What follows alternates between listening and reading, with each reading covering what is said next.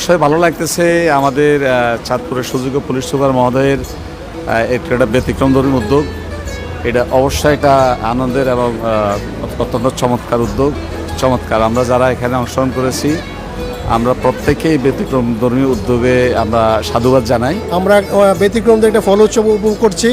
বিভিন্ন জাতের দেশীয় ফলের আয়োজন হয়েছে এখানে। আসলে অনেক ফল আছে যে এটা আমরা ইতিপূর্বে অনেক খেতে পারিনি বা আমরা অনেকে পরিচিত হতে পারিনি। আমরা এই উৎসবের উপলক্ষে আমরা বিভিন্ন প্রজাতির বিভিন্ন ধরনের ফলের সঙ্গে পরিচিত হতে পেরেছি।